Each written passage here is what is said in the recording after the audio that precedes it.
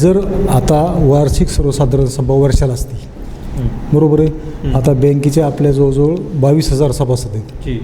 पैकी त्या वार्षिक सर्वसाधारण सभेमध्ये त्यांचे 50 कर्मचारीच असतात. बरं.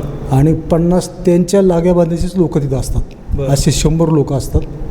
आणि लोकांमध्ये जर आपण काही प्रश्न विचारायचा असला की ते बाकीचे जे ठराविक त्यांचे लोक आहेत, थांबा तुमचा नंबर आणखीन आला नाही. अच्छा. जर 100 माणसं जर माणसाला एका माणसाला जर बस म्हणत असतील तर त्यांचा ते सगळा गोंधळ करतात. अच्छा.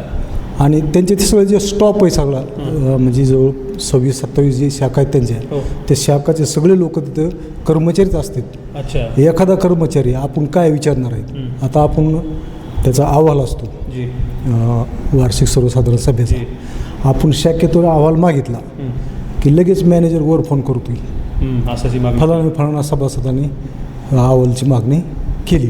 लगेच त्यांचा गुप्त मॅनेजर एक वेगळ्या नावाने पद्धतीने आपल्या खुर्चीपाशी आधीच येऊन बसतो वार्षिक सर्वसाधारण सभेमध्ये. आणि ते सांगतो तुम्हाला काय विचारायचं आहे. मी जर विचारलो तुम्ही कुठले आहेत, ते डायरेक्ट खोटं नाव सांगतो. बरोबर आहे. ते गेवराई तालुक्यातला शाखा अधिकारी आहे जोशी म्हणून.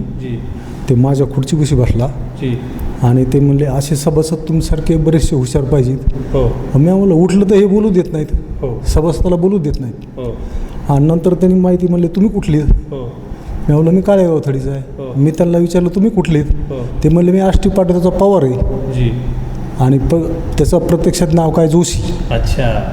बरोबर. त्यांनी काय नाव सांगितलं पवार. मग आता त्यांची आमची काही चर्चा झाली. त्यांनी पुन्हा काही माहिती अध्यक्षाला सांगितली असं. म्हणजे तुमच्याकडून हळूच काढून घेतलं. तुम्हाला काय तुम्ही विचारणार आहेत, काय आक्षेप घेणार आहेत, ती माहिती घेऊन पुढे जाऊन सांगितली अध्यक्षाला. मग सगळं ते आपण बोलायच्यानंतर काय नाही, कर्मचाऱ्या बाबतीतच बोलू लागलो मी. किंवा वेगळं काही नव्हतं. कर्मचाऱ्याची जी ठराविक पगार आहे आणि जर कर्मचाऱ्याला जर आपल्या बँकेकडे जर 20,000 पगार असेल आणि तो कर्मचारी जर 30,000 त्याला दुसरीकडे जर मिळत असतील तर त्याला जाऊ द्या. बिलकुल. तर बँकेची अशी की बाबा 3 महिने नोटीस द्यायची कर्मचाऱ्यांनी अगोदरच आणि नंतर कर्मचाऱ्यांनी जायचं. नंतर त्यांनी काय केलं, पुन्हा जागा खरेदीच्या ठरावासाठी मान्यता मागितली वार्षिक सर्वसाधारण सभेमध्ये. मी त्यांना सांगितलं हे तुम्ही किती वर्षासाठी करार घेणार करून आमच्याकडून.